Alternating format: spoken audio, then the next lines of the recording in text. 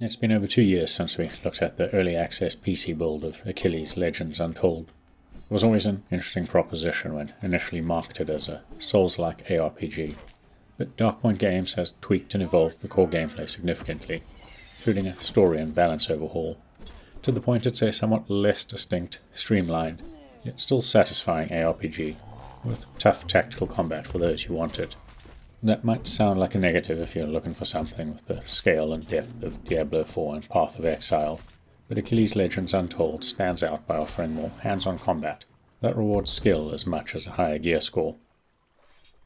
If the IP is new to you, or you were curious about the state of the console port, Achilles Legends Untold places you in the boots of the titular, gruff-voiced hero after the familiar Siege of Troy legend goes awry. Achilles is struck down by Paris, only to plunge into an abyss and re-emerge into a very different Greece with a 10-year memory gap. Kings have turned into tyrants, bandits and renegade soldiers prey on the vulnerable, mythical monsters plague the roads, and rifts are opening between the realm of the living and the dead. Achilles finds himself straddling both worlds, fighting for the living by defeating horrors, using his Hades vision to peer across the veil. As with most action RPGs, the plot is interesting yet unremarkable when the storytelling is limited to lightly animated cutscenes and lengthy dialogue sequences in which you simply stare at tiny characters from the usual isometric perspective. An early encounter highlights the choice system, sparing or executing rare mini-bosses, but this is effectively the choice between a weapon or a skill, with no impact on in-game interactions until the campaign ending. Like most games in the genre, Achilles Legends Untold is just a mix of glorified kill and fetch quests that get you exploring the map and engaging with its mechanics.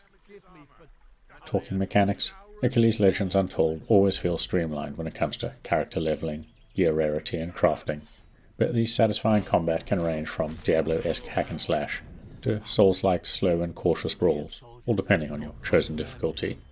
You can change it at any time to avoid a few difficulty spikes, with easier modes allowing you to wade into combat more freely, concentrating instead on managing stamina for shield-disrupting heavy attacks and dodging unblockable attacks.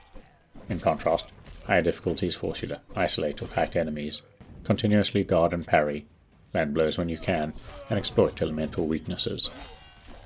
It's a combat system that feels intuitive on a gamepad, but a little less precise, as the combat lock is highly effective at getting you killed if you're not switching targets continuously. Thankfully, there's still a familiar gear and character upgrade system to make your life easier. Experience from kills, shrines, enemy-filled rifts, all these activities grant skill points that you can slot into a sprawling but limited tech tree of passive buffs. Unlocked active skills grant you powerful combat moves, while an assortment of collectible materials allow you to enhance tiered weapons and armor. Think common, rare, epic, etc., many of which have variants that deal or protect from elemental damage. Outside of the combat, there's admittedly little to differentiate Achilles Legends Untold from other action RPGs, when even the setting is reminiscent of Titan Quest. However, that feels like less of an issue given how breezy it feels compared to its peers.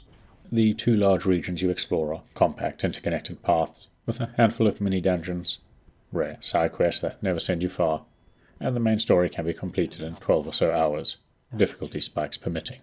That brevity is no doubt the reason most of the post-launch updates, including version 1.5's free Fates of Moira DLC, have aimed to refine mechanics and provide new endgame or New Game Plus modifiers.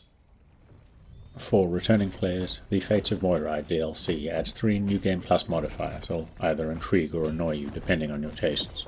Inevitable Fate of Atropos, the Path of Caution, is a one-hit kill modifier for Achilles and all enemies outside of bosses, which will test your timing and reflexes.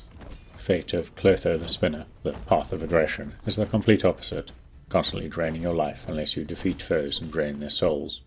Fate of Lachesis the Allotter, the Path of Endurance, is perhaps the least appealing, as you're stalked by an invisible and increasingly powerful Lystrajon. On the other hand, if you're a newcomer just curious about a first playthrough, it could still be worth it for fans of the genre, looking for a palate cleanser between another season of grinding out their favorite action RPG, especially given its budget price point. If you've got this far, please consider giving the video a like and maybe subscribing to our channel, as it helps us grow.